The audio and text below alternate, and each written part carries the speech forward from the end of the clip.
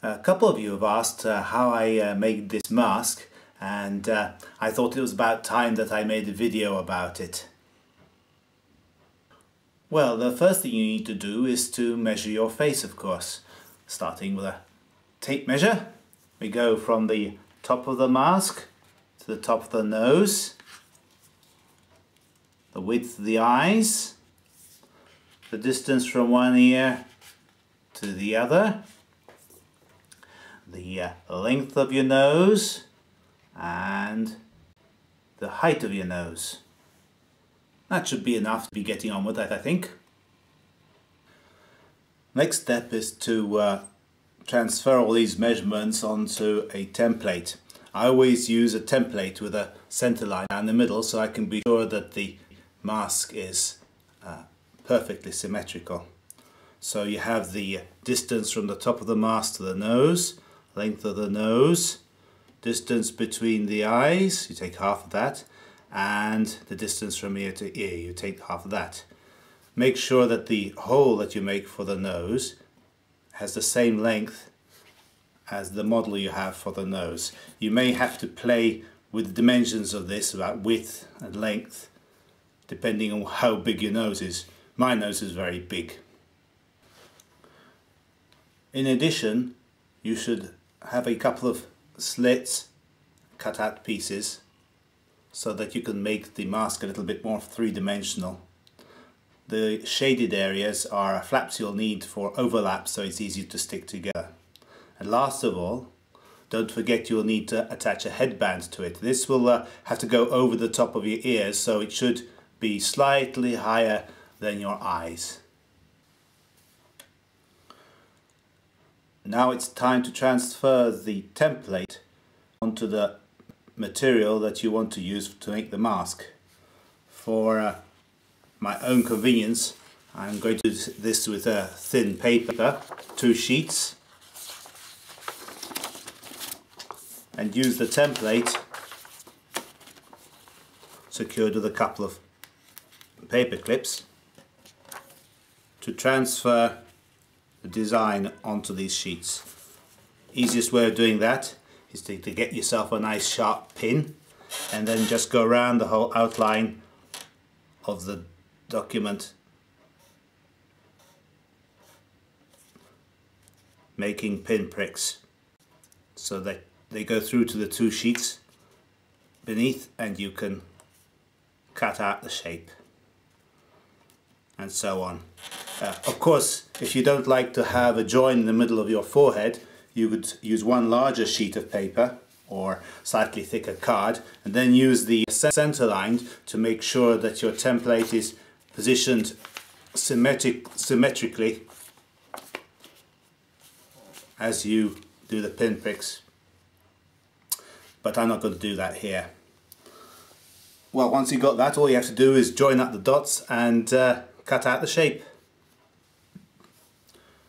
Right, now we have the 2 halves of the face and the nose, and not to forget a nice long headband and 2 stick-on eyebrows.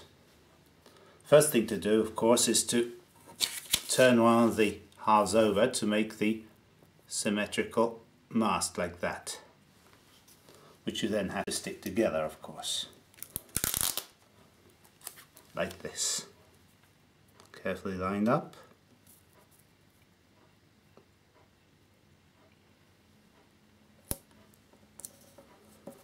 There, that'll do. Of course, you can take more time to make it perfect in the final version. Now for the details. First of all, we'll have to do the forehead to make it curved. So I'll take there and then pull the 2 loose edges together. You see?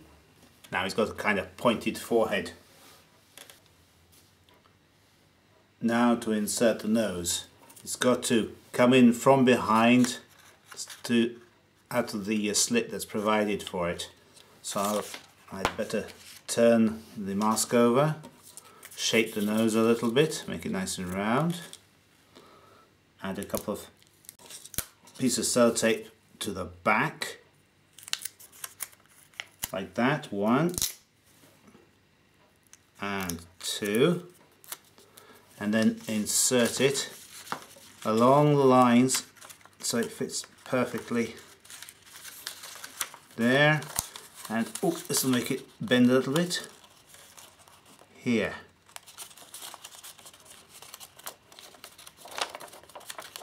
How are we doing? Not bad. Needs a slight adjustment.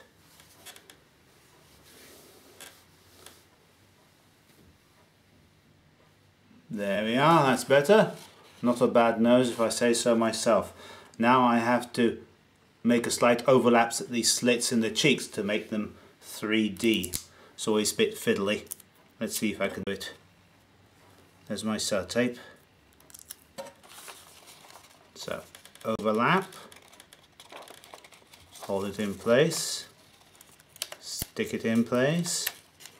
That's 1.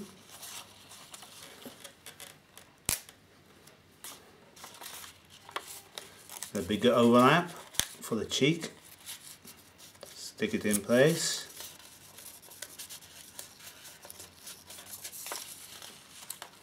See, so now he has a nice cheek and a little bit by the eye. And you can repeat that on the other side.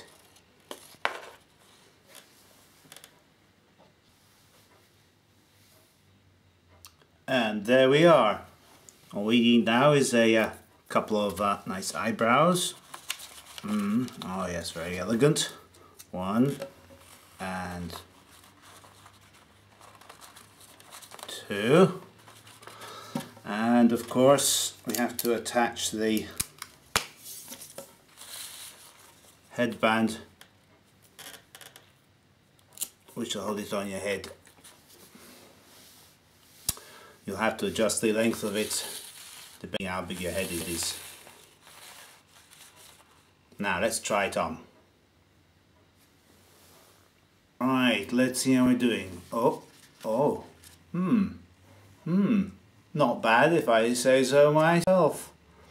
Of course, if it doesn't quite fit or doesn't quite turn out symmetrical, you can always go back to the template, adjust it and try again. On the other hand, you could decide to say, well, I did it for artistic reasons, and then you can make a horror movie.